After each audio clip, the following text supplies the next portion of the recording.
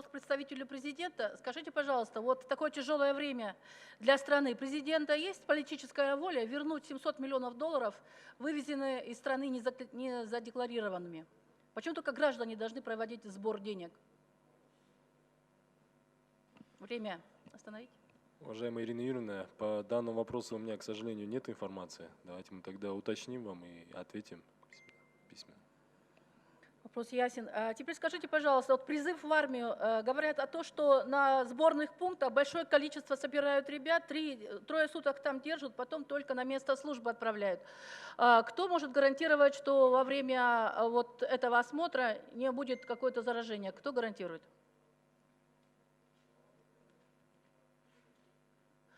Военный призыв.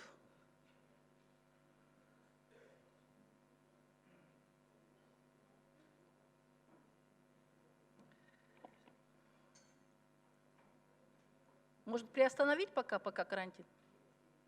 Ирина Юрьевна, давайте отвечу. Порядок какой там. Там 3 дня сборные пункты, там работают медики. Именно, знаете же, там медосмотр будет проводиться.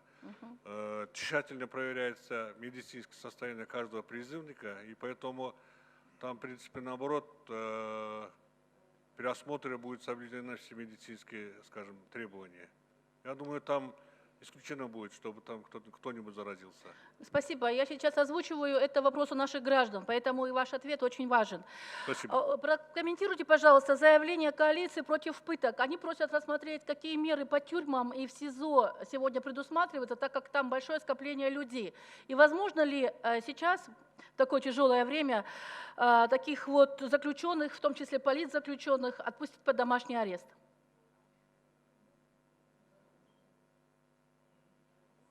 Но этот вопрос Какое вообще... положение в ГСИН? Барвия. Ну и как всегда весело. Вопрос просят повторить. Время пока не забирайте.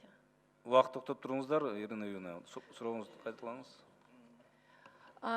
Прокомментируйте заявление коалиции против пыток. Они просят рассмотреть, какие меры принимаются по тюрьмам и в СИЗО в связи с скоплением больших граждан, большое скопление там граждан, заключенных. И можно ли отпустить во время вот такого трудного, тяжелого под домашний арест некоторых осужденных по легким статьям, может быть, там у них срок заканчивается, в том числе политзаключенных? Не, ну, этот вопрос мы же не решаем. А кто Мы решает? только исполнители. А кто решает? Ну, нам отправили, мы содерживаем их, охраняем, все. Ну, тогда правительство решает. Это закон. Это суды должны, прокуратура решать. Что? Суд решает. Представители Ну, я судов... понял, откуда исходит этот вопрос, но этот вопрос мы не рассматривали. Единственное, дали поручение руководству, чтобы там соблюли требования санитарные. И предоставили вот антисептические средства, защиты масок и так далее, и так далее. Ну, отпускать или под домашний арест, я думаю, это неправильно будет. Вопрос не решаете. Так, скажите, вот столица сегодня самая густонаселенная часть страны. А какие меры предусмотрены в столице?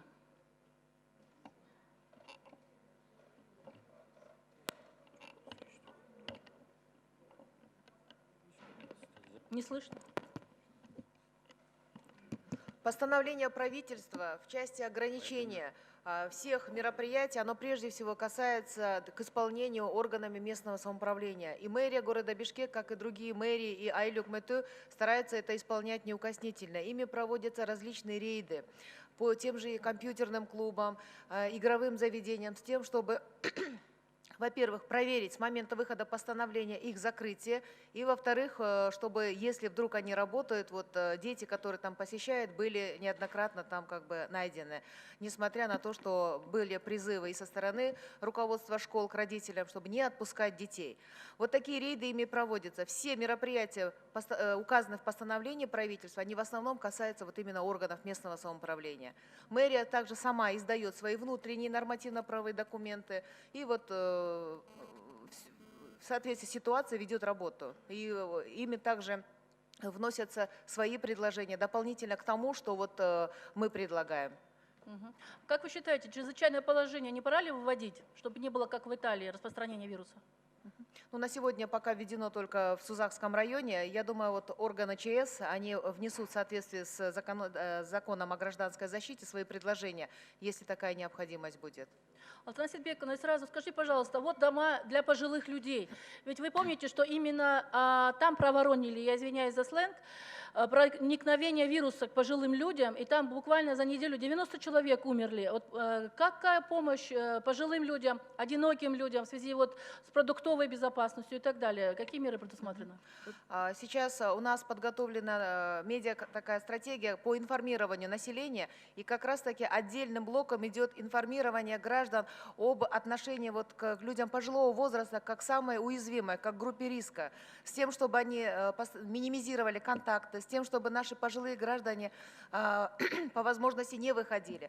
Но при этом делается призыв и гражданскому обществу, и мы сами совместно с Министерством труда и социального развития рассматриваем вопрос создания волонтерских групп, в том числе и соцработников, с тем, чтобы предметы первой необходимости, вот, лекарства, продукты питания мы могли доставлять пенсионерам на дом, а в особенности одиноким. Вот эти списки составляются.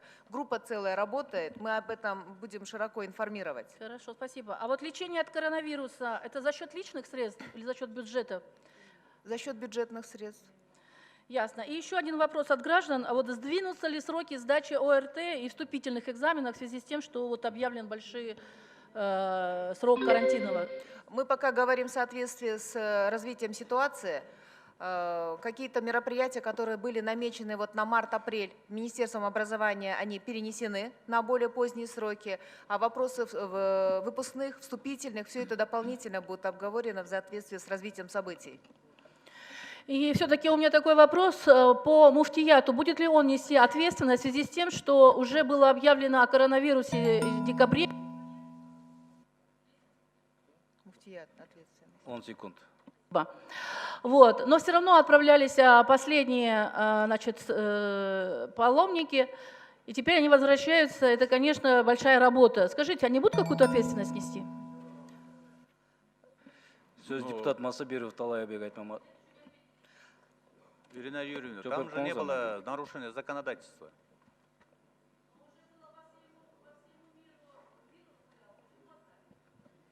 Это дело уже каждого.